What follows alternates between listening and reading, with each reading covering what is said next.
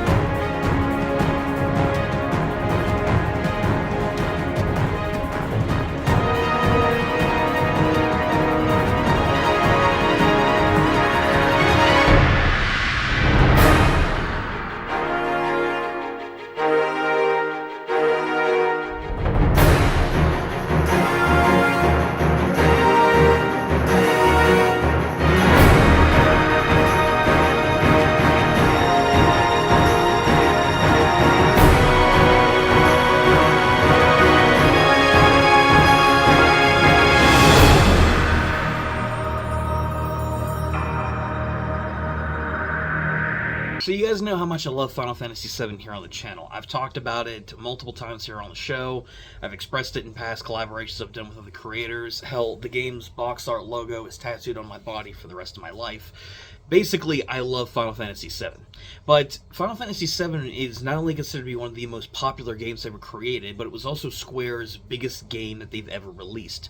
So because of the fact that Final Fantasy VII reviewed well and sold well when it released back in 1997, obviously there was going to be a lot of spin-off material, including the sequel game known as Dirge of Cerberus, giving Vincent Valentine, one of the main party members in the original game, his own spotlight where he faces off against an evil organization known as Deep Ground, who wish to take the proto-materia in his chest that controls his chaos form and use it to do what else? Take over the planet. I mean, that's been done twice already up to this point by Sephiroth, but we'll let that part slide.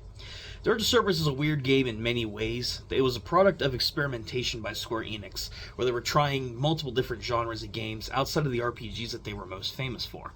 Because Dirge of Cerberus is a unique combination of both a third-person shooter, kind of a platformer, and kind of an RPG.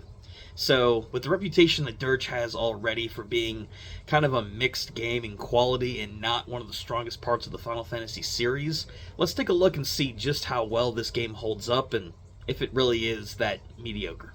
So one thing I have to give Square Enix right off the bat that I have no major issues with is the presentation. Square Enix is notorious for pulling out all the stops in a lot of their major games, especially from the PS2 era.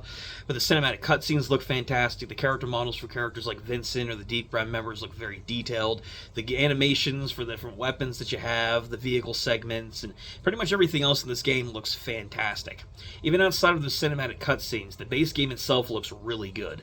It's slightly above average than a traditional 3D PS2 game, so I have to give it a lot of props for that.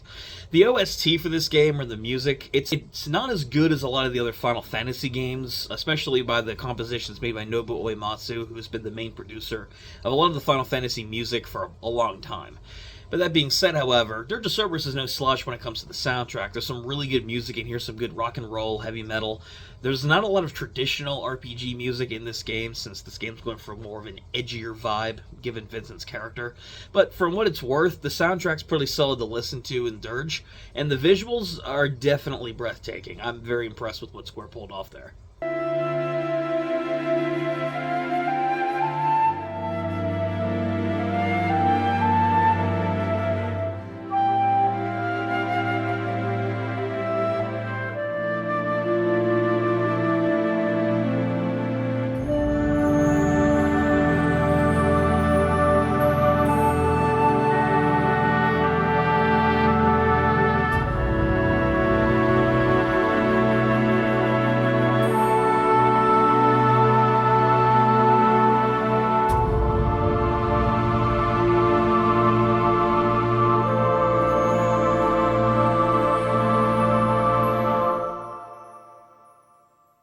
this is where the video kind of starts to go, and I don't want to say a negative direction, but the initial praise that I had for the visuals and the music kind of ends here, because if you watch any major reviews of Dirge, or if you read up about it at all, you'll know that the story here, based off the original Final Fantasy VII and the sequel movie Advent Children, is pretty contentious for a number of reasons, and this whole game is supposed to be centered around Vincent Valentine going on his own journey once again to stop this secret organization Deep Ground, which are a bunch of soldiers secretly experimented on by the Shinra Corporation, traveling around the planet with some of his allies in order to stop this organization, stop them from claiming the proto-materia, and using it to resurrect the last weapon on the planet known as Omega to destroy it and transport them to another world of some kind. Of course, on paper, this sounds like a pretty epic Final Fantasy story. Maybe not anything too special, since it's kind of a rehash of the whole planet-destroying storyline, plus this random evil organization connected to Shinra coming up again. But you see that, or you read that, and you think, okay, so this story is probably going to be really good. Maybe not as good as the original game, but maybe it has some good merits on its own. While the character of Vincent is portrayed very well in this game from his original Final Fantasy VII counterpart, I really do like Vincent's progression in this game. The fleshing out of his backstory, on how he came to be, his relationship with Lucrezia is really interesting, as well as just what he does in the game as well, with that whole gothic, aloof attitude that he typically has, which really does fit his character. But everything else about the story isn't very interesting, if I'm being honest. Deep Ground are some of the worst villains in the Final Fantasy series. They're bland, they really don't have any major personalities. A lot of them have one-off personalities, and they barely ever show up in the first place. Like Ross of the Crimson comes to mind, the bloodthirsty general that's pretty much her entire character trait, is going around and killing a bunch of people for Deep Ground, who only appears like 4 times anyway. You have Nero the Sable or Azul, 2 other major members of the Deep Ground organization you'll face off against that really don't show up. Their leader, Vice, is very forgettable, barely showing up. And with Hojo being the secret bad guy in this game and randomly showing up toward the end, the whole Deep Ground storyline just doesn't really pan out that well. They're not very interesting. The actual plot and story events that take place just have you going back to random areas throughout the planet that you've seen from the series and shooting and killing bad guys. Random stuff happens here and there. Few Final Fantasy VII characters show up here, like Cid, Cait Sith, or Yuffie, but major characters like Barret, Tifa, and Cloud, they have cameo appearances in this game, which is pretty disappointing. But there's one thing I do like about the story, though. Despite the bland villains and the events not really mattering too much in the grand scheme, the fact of the matter is, the charm and the fan service in this game, when they do reference the original game, is on point fairly well. Especially when like Cid and Yuffie are on screen, and Cait Sith to a degree. So overall, the story, without going into major spoiler territory in really any sort, because I think you guys should play this if you're major Final Fantasy VII fans, and I don't want to ruin that experience. This story isn't very good, all things considered, and the major reason for that, outside of a lot of major story events not really clicking, not really making a ton of sense, not really being very impactful to the 7 universe, the major reason is your main antagonizing force with Deep Ground. They're just not very interesting villains in any way. So the story here has some decent moments, especially with the fan service, but it's nothing special.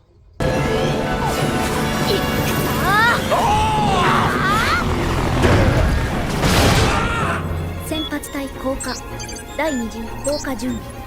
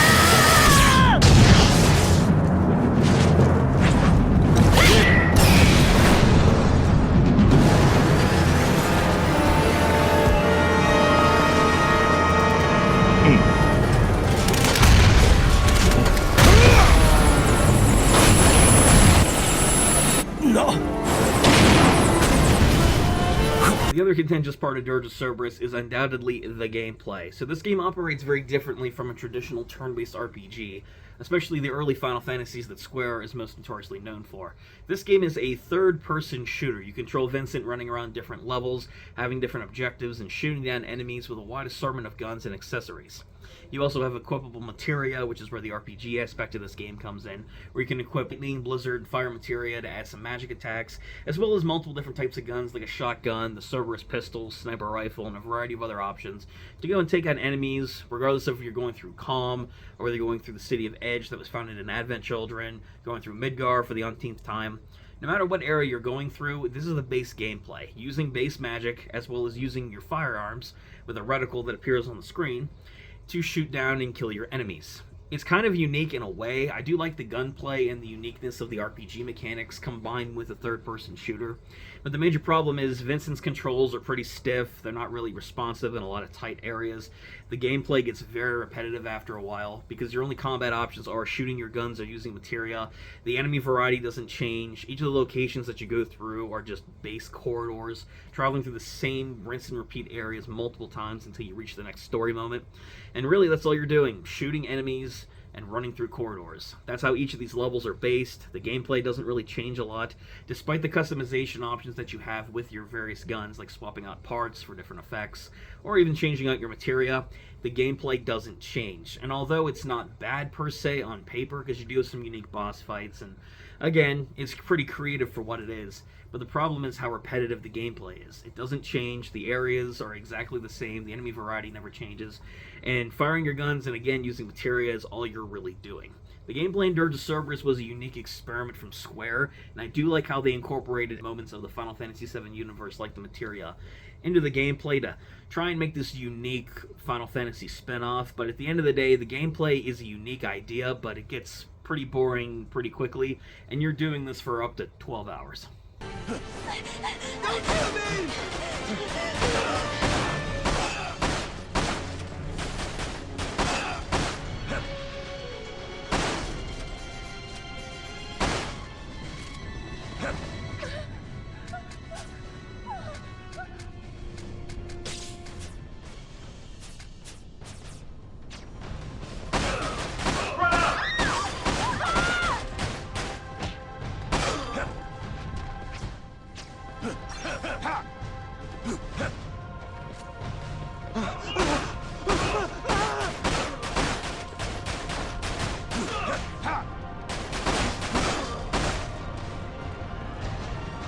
This review was a little more difficult for me to script out than I thought to get my full thoughts across. I did originally try to record this review some time ago, but I really just couldn't get the words across because I love Final Fantasy VII. It's my favorite game of all time, but I'm also not going to deny Dirge of Cerberus' shortcomings either.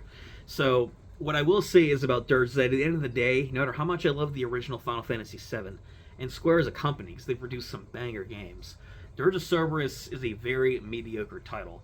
This Final Fantasy VII spin-off has some really good attributes to it, like impressive visuals, it has a solid soundtrack to it, and the fan service for the moments that the original party members show up and interact with Vincent definitely gets you hyped as a fan.